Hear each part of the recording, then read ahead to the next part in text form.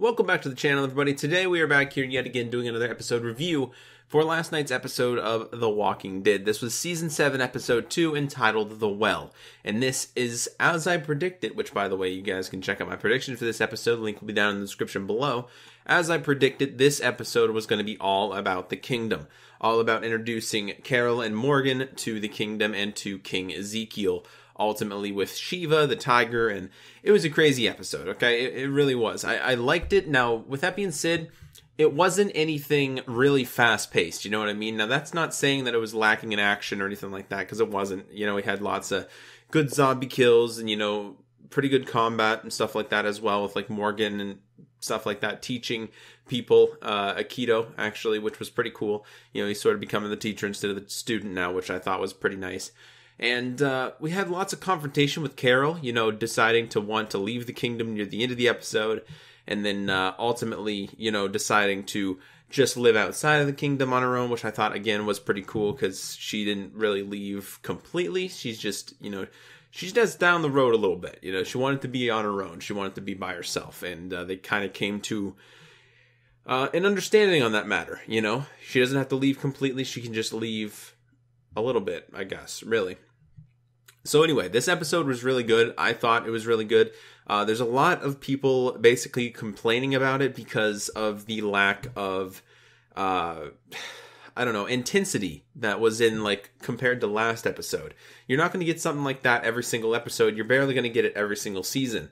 But with that being said, this episode was, again, you know what I mean? It wasn't a huge letdown. I personally loved it. I thought it was a great episode to introduce the kingdom and introduce King Ezekiel and, you know, introduce the new characters in the kingdom. I thought it was great. I really did. I thought I loved it pretty much all the way through. Again, it wasn't as intense as last episode or the last few episodes, even that, you know, going back into season 6.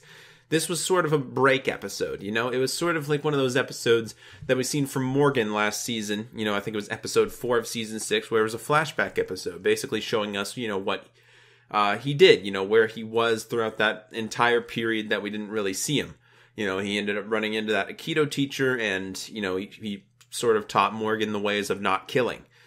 And it was sort of like one of those episodes. It was a calm break episode, you know what I mean? It's just what it was. It was set there to basically give us a break. With that being said, in my prediction video, I kind of predicted that we might be able to see Heath or Tara in this episode. Obviously, that didn't happen. It was mostly, it wasn't mostly. It was literally about the kingdom and about Carol and Morgan and Ezekiel and their situation with the Saviors as well. It really goes to show us, you know, how far the Saviors really spanned out. You know, how big their group is. You know what I mean? Like They have a deal with the Hilltop going, and obviously now with Alexandria and Rick, and now we find out that they also had a deal with the Kingdom. So this, you know, it spreads far and wide across, you know, wherever they're at right now, which is DC, obviously. And we know that the Saviors group is pretty big because they have handlings with a lot of other groups, you know what I mean? The Kingdom now as well. Now, the way this episode starts off, I thought was a really good way to do it. It sort of resumes us where we were, you know, when we first left Carol and Morgan back in season 6. The last time we saw them, they were on the road. They got picked up by, you know, some of the Kingdom's survivors, if you will. And they basically wanted to get Carol help because she was shot, and they were carrying her down the road on a stretcher. They ended up getting attacked by, it looks like, a herd of walkers. And ultimately, they ended up dropping Carol. You know, she basically had to, you know, get up and sort of, she wandered off on her own, and then she just started absolutely hallucinating one after another. She was watching, you know, the people there, Morgan included, kill basically walkers, and as they killed the walkers, those walkers in her mind turned into human beings. So now it sort of looks like she's maybe starting to think like Lizzie was thinking back in season 4, you know, Lizzie and Mika. Most obviously just Lizzie, but nonetheless, she's starting to think that way. But it was just it was a temporary hallucination. You know, she's lost a lot of blood and, you know, went through horrific experiences. She doesn't want to kill anymore either. You know what I mean? She's going through a lot right now. And I thought it was a really good sequence. I really did. I thought it was great. I thought it added to the episode. You know, it added to Carol's sort of breaking point. You know, she sort of thinks of these walkers as people now. Obviously, she damn well knows that they're just walkers and they can kill her. So, I mean, ultimately, that's not going to change her view on things, you know, but I thought it was interesting to just see her hallucinate in the moment. And I don't know, it was really deep. It seemed really deep because all those walkers, as they got stabbed through the head or something, they turned into humans, and it was a really cool addition, I guess, to the episode. Anyways, she wakes up inside of the kingdom. Morgan explains to her that she's been like asleep for 2 days, which that's a pretty long time if you think about it. But you know, she's pretty well healed up now, and they go to meet Ezekiel, and Shiva is there as well. And Carol basically puts on this mask again. You know, this mask that she put in while going to Alexandria. You know, she put on this mask while going to Alexandria originally, basically pretending like she doesn't know what the hell's going on. You know, I mean, she literally says that, I don't know what the hell's going on, in the most wonderful way. And she basically plays innocent. You know, she plays like, I don't even know what to say. You know what I'm talking about if you guys watch the episode. She plays dumb. You know what I mean? She sort of just plays like she's innocent and she's never done anything wrong in her life, and, you know, stuff like that. The exact same way she did it in Alexandria, while, you know, being the baker and the cooker and baking cookies for the children, and, you know, all happy and stuff like that as well. And you know, it's working. It's still working. She's in a wheelchair meeting Ezekiel, and you know, she's basically saying, you know, I didn't know that I was meeting royalty today. You know, could I get a hairbrush? And she just goes really in depth with it. She lays it on, you know, pretty thick. And then in private, after they're done with the meeting, and by the way, the CGI on the tiger, it didn't really look as cheesy as I thought that it would. I thought that would really look pretty dumb if it was just CGI, but they did a really good job with it. The up close shots weren't as good as I would like them to be, but of course they did, you know, what they could, basically, right? They couldn't really get a real tiger. That'd be way too expensive for the show, and yeah, that'd be hell. That would be hell. They did what they could, though, and it's actually really impressive what they came up with for Shiva. I didn't actually think Shiva would be in the show after all, because, again, it's really hard to pull off a tiger on basic cable TV. You know what I mean? It would be really hard to do that. But they ended up making it look pretty convincing, and I'm happy with it. Now, like I said, in private, Carol reveals to Morgan, basically saying, you know, this is all just a mirage. You know, this is all fake. This is all phony. I have to get out of here. I'm eventually going to get out of here.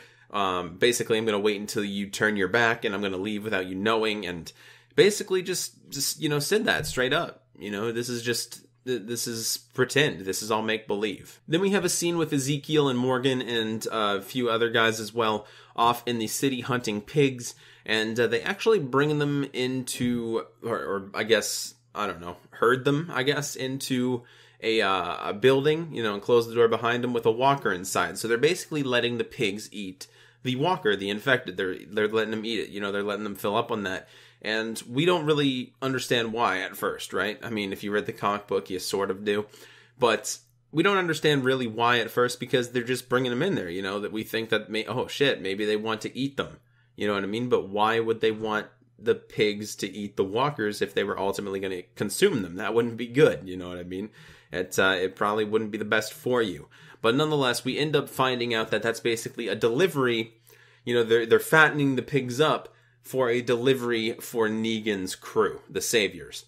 So we basically get to see the Saviors pull up, you know, for their weekly delivery, and they end up giving them, I think it was 8 pigs or something like that.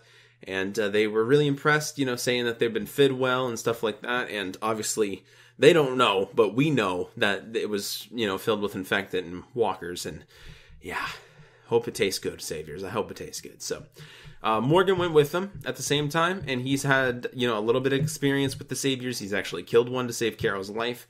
And he's probably thinking at this point, which I got thinking, he's probably thinking that, shit, you know, Rick and them, they went off to kill the Saviors. They went off to hunt them down, you know, eliminate every last one of them.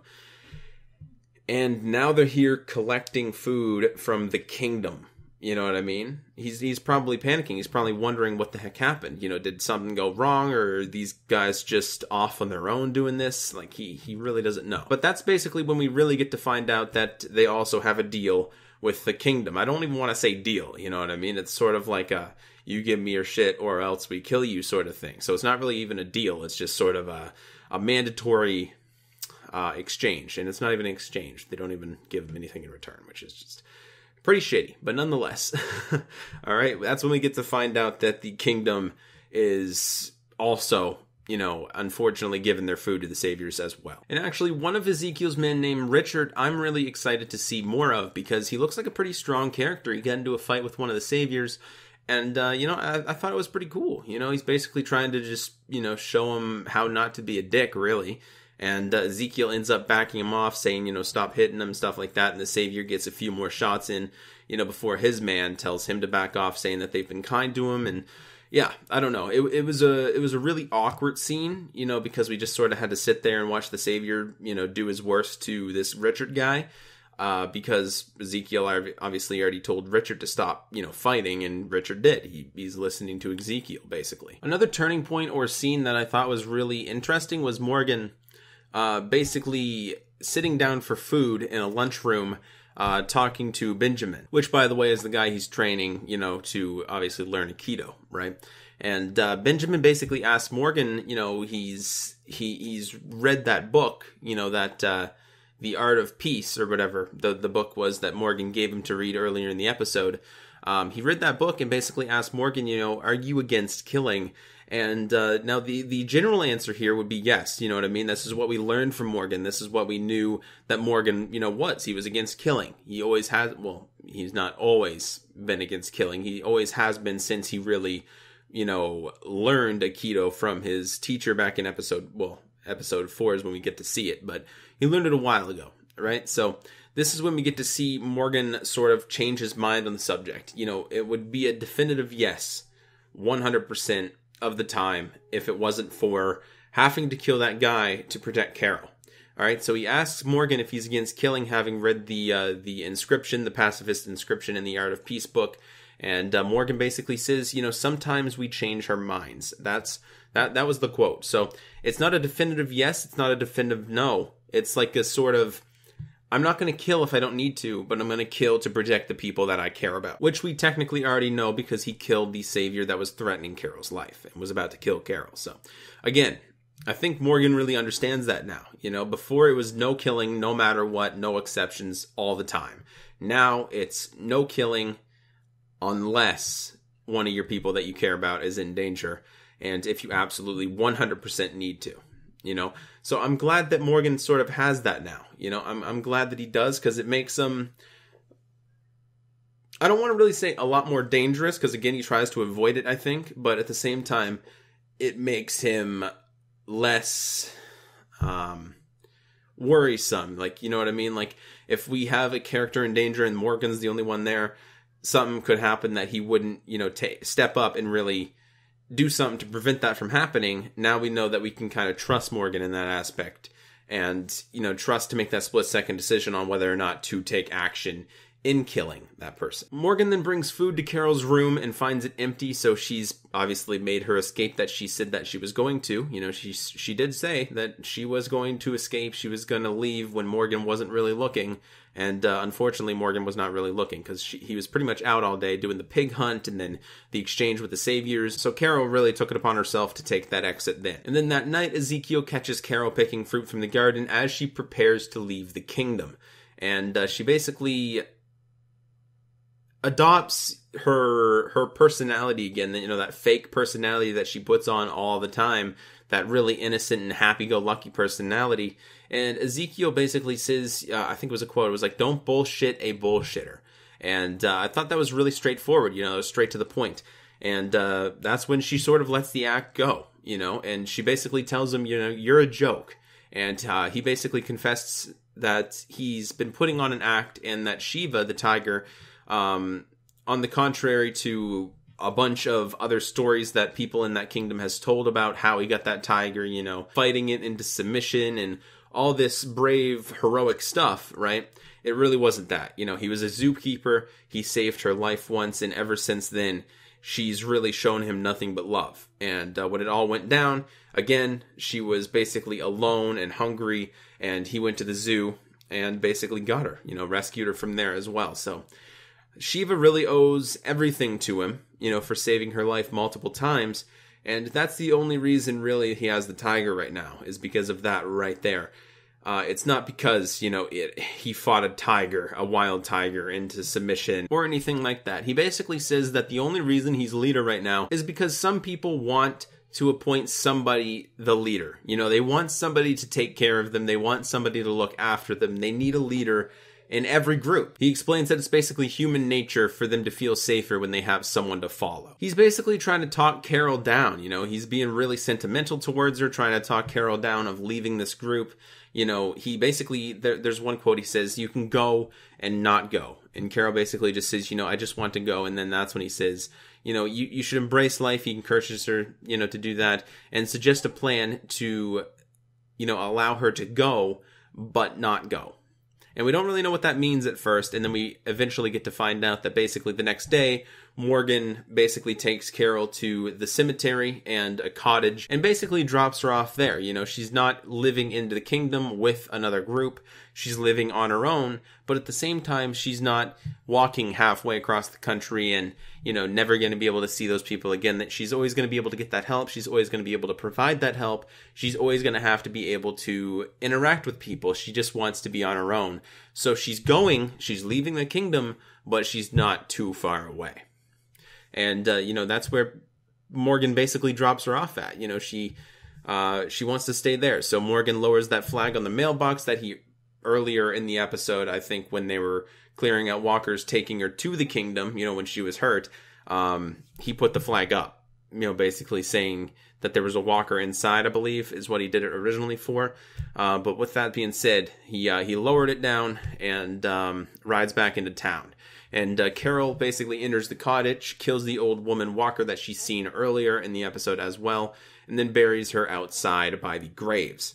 So again, this was like a caretaker's cottage for the cemetery. And I kind of took this cemetery cottage thing, like sort of, I don't know, symbolic, I guess. You know, she's killed a lot of people. You know, I feel like she thinks that she's sort of living with her dead. Now, again, that's all symbolism right there, you know, especially with the cemetery and the grove with like Lizzie and Mika back in season 4. Again, this sort of just got me thinking, you know what I mean? I don't know if it was a direct reference to it or a subtle reference to it. I have no idea, you know what I mean? But that's sort of how I took it as. And then we have one more comic relief part at the end of the episode where she basically is stoking a fire, I guess, at her new home. And there's a knock at the door and she seems on her guard as well.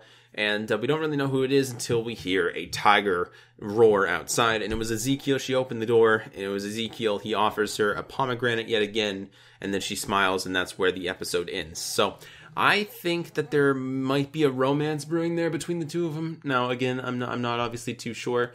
I'm just thinking that it might be because, spoiler alert, in the comic books, it's actually Ezekiel and Michonne that get together, but now that in the TV show, you know, Michonne is with Rick instead of Andrea with Rick. You know, I feel like they're going to develop maybe a relationship between Ezekiel and Carol, which could be good because, again, in the comic books, Carol is gone. She committed suicide. And, yeah, I don't know. I think that it might be a good relationship for her. You know, she really hasn't had something in The Walking Dead before other than with, like, Daryl. And that's obviously nothing truly romantic or anything like that. The last time we've seen her with somebody like that was obviously her abusive husband. And that prick is, you know, dead. So with that being said, I think it's good for her. I think it is. You know what I mean? She left, but she's not completely gone. As we can see, Ezekiel had no problem coming over to her, you know, coming over to the house and visiting and offering her food and, you know, stuff like that. And I don't know. I think that it's good for her. I think that it is. So thank you all so much for watching. This was literally just an episode review for The Walking Dead Season 7, Episode 2. Again, this is entitled The Well. And I thought it was a really good episode. I thought it was a solid episode. Again, it wasn't as intense or as action-packed as, you know, the past couple of episodes have been. But with that being said, I'm glad that we finally got a break from it, you know. After dealing with such a horrible episode, again, not horrible, but like horrific, I guess, episode in the premiere, you know, this was not a bad plan. This was a good idea for the introduction of the kingdom and Ezekiel and, you know, them being able to really meet with like two really good members of the Alexandrian group, being Carol and Morgan, you know, to introduce us to the new group that we know and now as the kingdom, you know. And personally, I love Ezekiel so far. You know what I mean? I really do. I've always loved him in the comic book, but to see him come to life here in the TV show is absolutely insane. I really do like it. I do enjoy his character. Phenomenal actor as well. And he's doing a great job so far, and that's not even close, you know, to what we've seen in the comic book you know, coming from Ezekiel, and I thought it was really cool. I think he's a really cool character. The tiger is badass as well.